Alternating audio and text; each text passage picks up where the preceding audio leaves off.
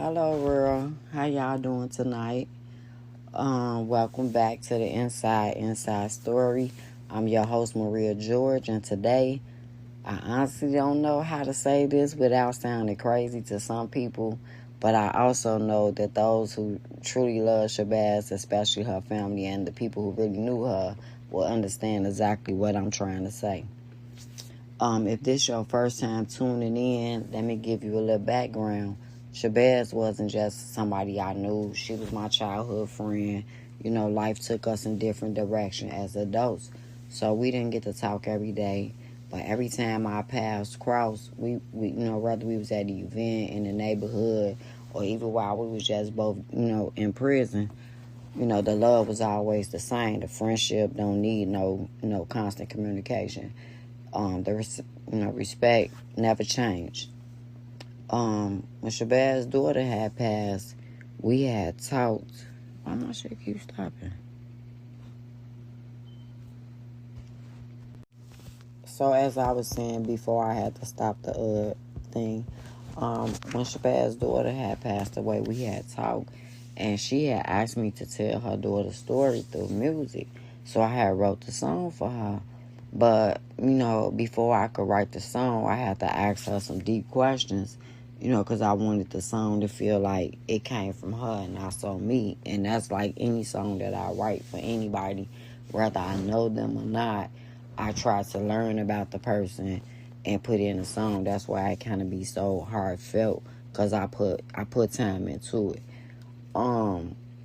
But the reason for this my interview for today, the reason why I'm gonna do it today, is because yesterday when we was, saying our goodbyes, I was approached by this young lady at the funeral.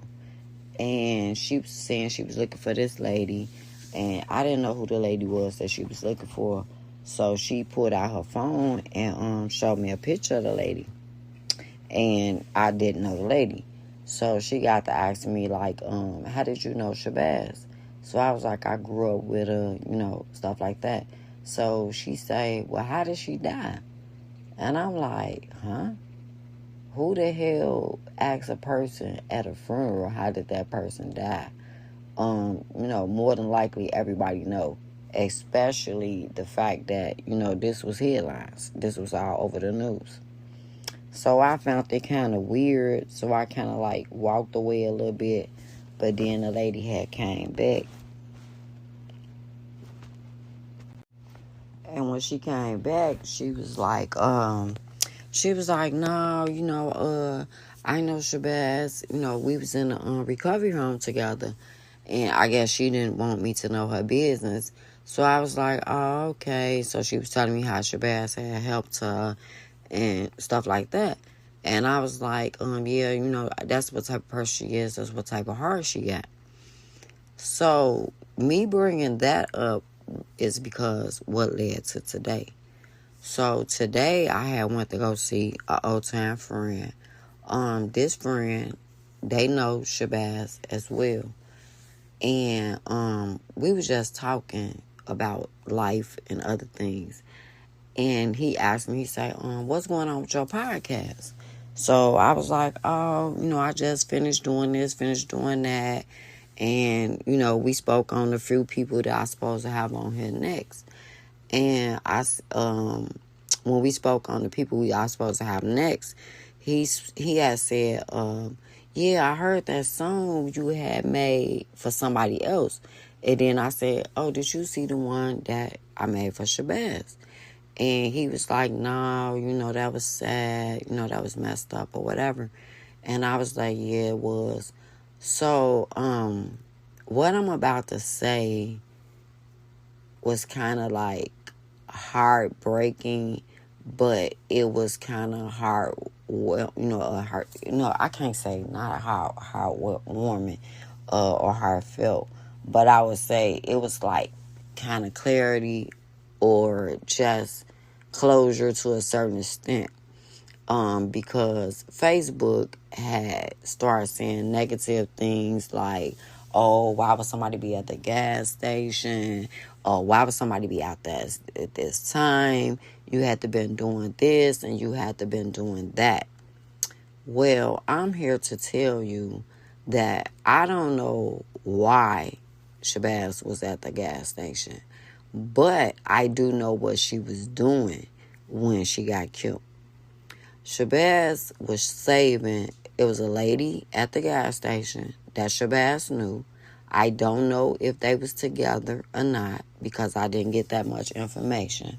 But it was a lady at the gas station that Surbezz knew.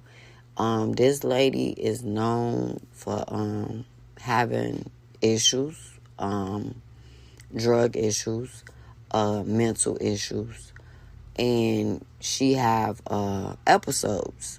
I guess that's the best terminology I could use, but you got to be careful of what terminology you use when you're dealing with a person that's dealing with addictions. And she knew this young lady, and she was helping this young lady.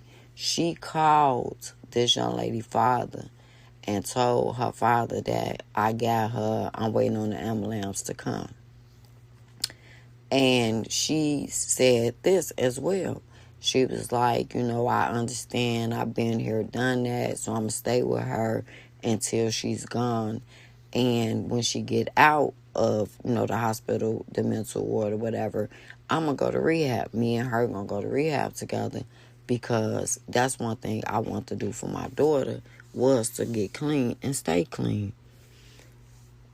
Before the conversation could end, it was corruptions.